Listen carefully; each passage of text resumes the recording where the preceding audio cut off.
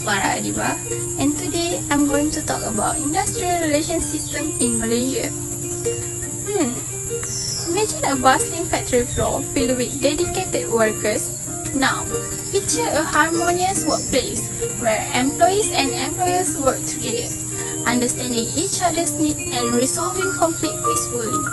This is the ideal of industrial relations, and today we are going to explore how it works in Malaysia. In the world of industrial relations, we have three main players, which is the workers, the employers, and the government. Let's start with the worker. They are represented by trade union organizations that fight for their rights and better working conditions. In Malaysia, we have a strong trade union like Malaysian Trade Union Congress, MTUC, which play a crucial role in advocating for workers' interests. On the other side, we have employers' organizations, which represent the interests of businesses. The Malaysian Employers Federation (MEF) is a prominent example, working to ensure fair labor practice and conducive business environment. The government, as the regulator, plays a vital role in maintaining industrial harmony. They create laws and regulations that govern labor relations, establish dispute resolution mechanisms, and promote dialogue between workers and employers. That's all.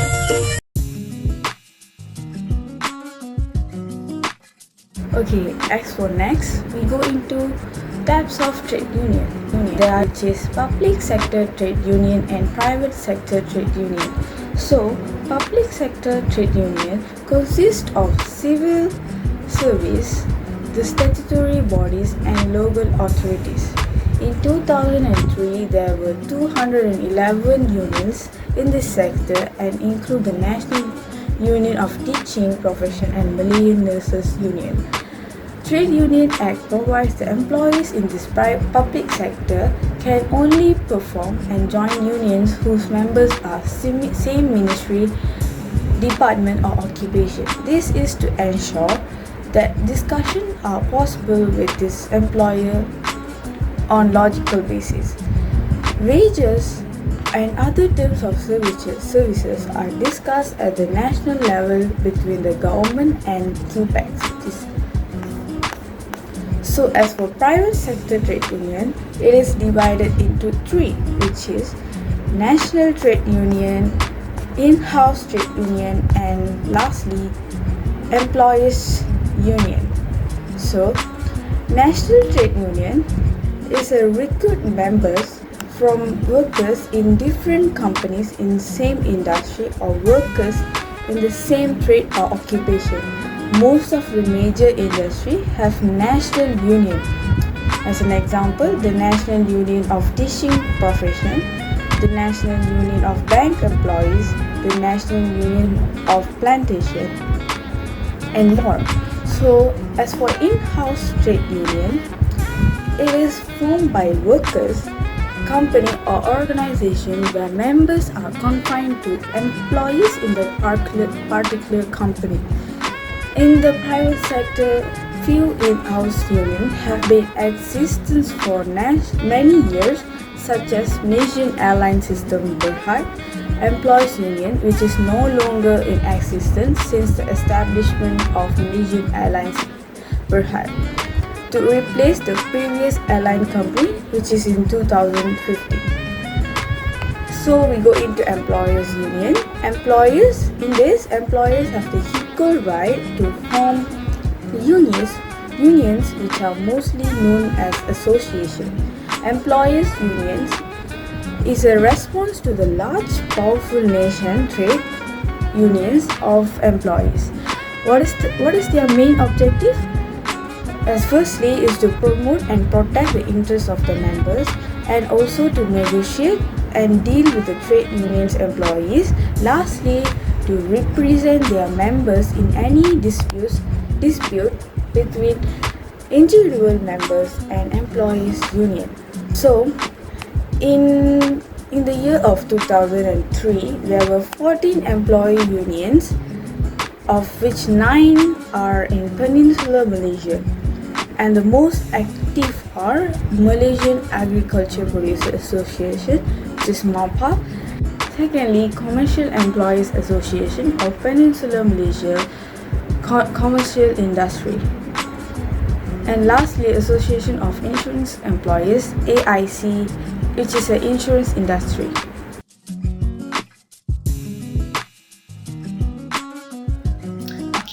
So now we are going to know about the methods of industrial actions. So there are three methods, which is picket, strike and lockout. Okay, now we are going to know about picket. Okay, what is picket? Picket means they do not obstruct the exit or entrance. Secondly, they do not intimidate anyone. Third one is their activities are peaceful. Okay, what's the purpose of the picket? Okay, so the purpose of the picket is to publicize the workers' dispute. What could the second method be? It's strike. Strike is to exert pressure on management in negotiations. An excellent time is when business is thriving and the demand for the firm's goods or service is expanding. What could the third one be? Yes, you guessed it right. So the third one is lockout. Lockout means management keeps employees out of the workplace and runs the operation with management personnel or replacements. And management may use the lockout to encourage unions to come back to the bargaining table.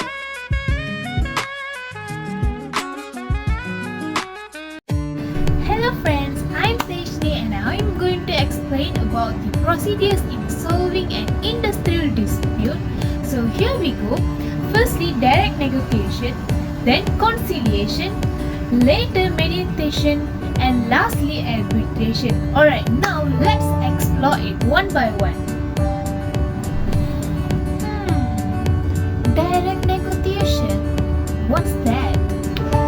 Yes, direct negotiation is an ideal method which two parties are willing to come together for a discussion until a satisfactory compromise is reached. Hence, this procedure is seen as mature and harmonious way of settling a dispute. The next procedure is conciliation. Conciliation helps to settle dispute between employers and employees. In this matter, when a trade dispute exists, can report the matter to the Director General of Industrial Relations. Now, let's see the third procedure. Mediation objective is to persuade the parties to resume negotiation and reach a settlement. It has no power to force a settlement but can help in the search for solutions. Lastly, arbitration. Arbitration is the settlement of dispute between an employer and his employees by a neutral third party. The purpose of having industrial court is to provide a means for the peaceful settlement and disputes. So, hope you all enjoy our videos and gain more knowledge on industrial relations. That's all from us. Bye! Welcome to this lesson, which provides an introduction to industrial relations and the steps you can take to improve employee relations in your organization. Let's first look at a definition of what is meant by industrial relations. According to the International Labour Organization, industrial relations comprise relationships between the state on the one hand, and the employers and employees organization on the other, and the relationship among the occupational organizations themselves. As we can see, this is a pretty comprehensive definition. According to Dale Yoder, industrial relations is the process of management dealing with one or more unions, with a view to negotiate and subsequently administer collective bargaining agreement or labor contract. The newer name, employee relations, is increasingly taking precedence, because industrial relations is often seen to have relatively narrow connotations. Where an organization has good industrial relations, it should have harmonious relationships between management and employees, where potential disputes are resolved in effective structures and practices. In this lesson, we will take a brief look at the main concepts in industrial, employee relations, and how these may influence your work as a manager in your organization. Effective industrial relations management can offer a wide range of benefits to the organization, including uninterrupted production. The most important benefit of industrial relations is that it ensures continuity of production. This means continuous employment for all involved, right from managers to workers. Good industrial relations bring industrial peace, which is beneficial for all stakeholders in an enterprise. The next benefit is reduction in industrial disputes. Good industrial relations can reduce industrial disputes. Industrial peace helps in promoting cooperation and increasing production. Thus, good industrial relations help in establishing industrial democracy, discipline, and a conducive workplace environment. And finally, high morale. Good industrial relations improves the morale of the employees and can increase employee retention. Employee relations is a concept that is being preferred over the older industrial relations because of the realization that there is much more at the workplace than industrial relations could look or cover. By maintaining positive, constructive employee relations, organizations hope to keep employees loyal and more engaged in their work. Typically, an organization's human resources department manages employee relations efforts. However, managing employee relations can be also seen as a responsibility of all managers. The main objectives of industrial relations then may include to facilitate communication between staff and management, to raise productivity by reducing the tendency of high labor turnover and absenteeism, to help enable workers participate in the management of the organization, to increase the morale and commitment of the employees, and to prevent industrial conflicts and the loss of opportunity for shareholders and workers. There are typically three key players active in the industrial relations environment.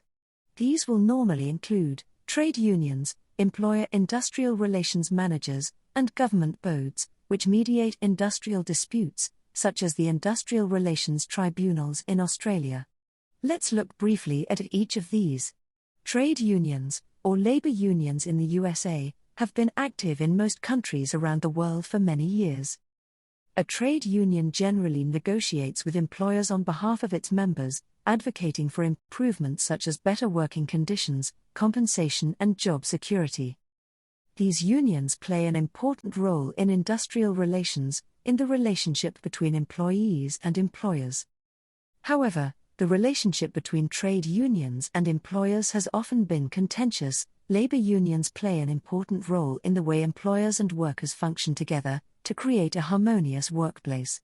One of the most important roles that labor unions perform is that when there is a dispute in the workplace, the union acts as an intermediary between employers and business owners. Labor union leaders are experienced at solving problems through formal arbitration and grievance procedures. Instead of viewing this process as contentious, business owners should welcome the involvement of a union representative because it can expedite the resolution. When issues arise at the workplace between you and your employee, the goal is to secure a win-win, in which both sides feel as if they each attained something from the deal. In many countries, unions operate under what is known as the collective bargaining agreement, which helps secure fair wages, working hours, benefits, and the standards necessary for wage increases. The collective bargaining agreements also protect employees from being fired without just cause. Trade unions will often be organized around a specific industry. This has the benefit of leveraging the commonality between workforces, but also leads to difficulties in managing labor relations within companies. Many unions do collaborate, and in the United Kingdom, for example, the Trade Union Congress serves to unify union strategy. Industrial relations managers, also referred to as labor relations managers, are valuable members of the human resource department, but are not to be confused with human resource managers. Industrial relations managers deal with issues like regulations, control over work structures, risk prevention, collective bargaining, industrial security, and similar issues. The duties performed by industrial relations managers include the following: negotiating collective bargaining deals between union and management, developing labor policies and grievance procedures, managing dispute resolutions involving unions, management, employees or government agencies, etc. Ensuring HR staff are knowledgeable about union contract compliance. Advising management on contract negotiations and similar management-union relations. And finally, creating and revising union contracts. Industrial tribunals are typically independent judicial bodies that hear and determine claims to do with employment matters. These include a range of claims relating to unfair dismissal, breach of contract, wages, as well as discrimination on the grounds of sex, race, disability, sexual orientation, age, part-time working or equal pay.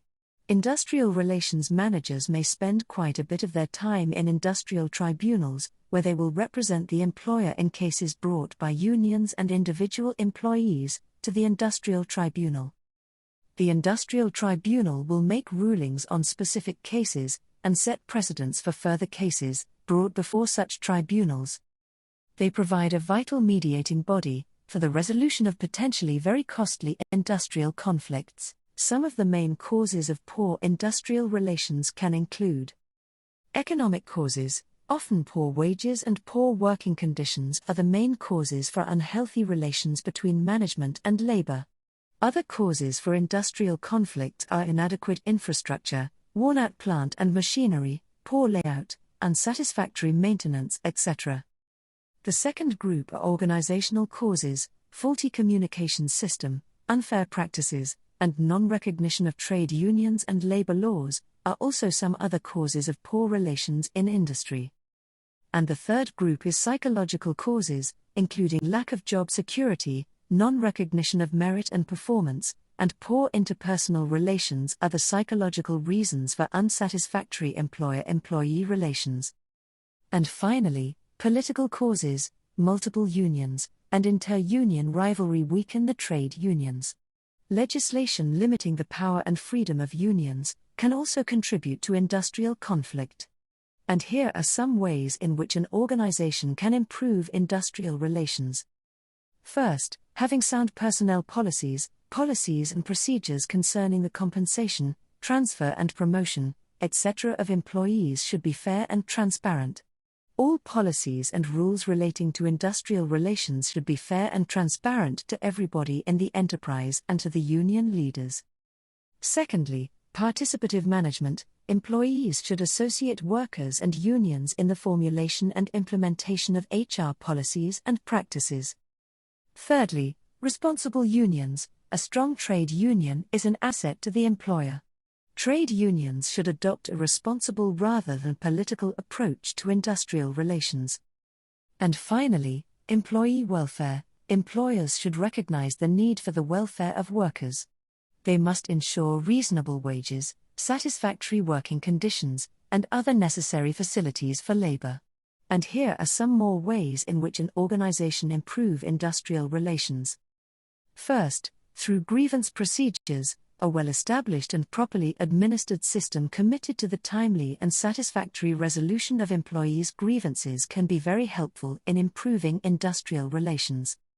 Second, through creating a constructive climate, management should see to build cohesive relations with unions and other worker representative bodies.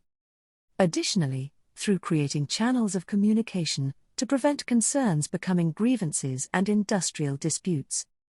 And finally, education and training in mediation and conflict resolution can help prevent serious industrial disputes.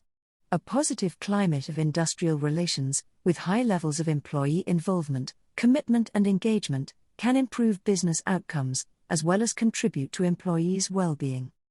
Good employee, or industrial relations, contributes directly to improved productivity, reduced conflict, reduced absenteeism and improved employee retention.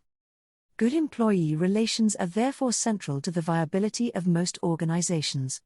While often seen as being the responsibility of the HR department, managing employee relations is the responsibility of all managers across an organization.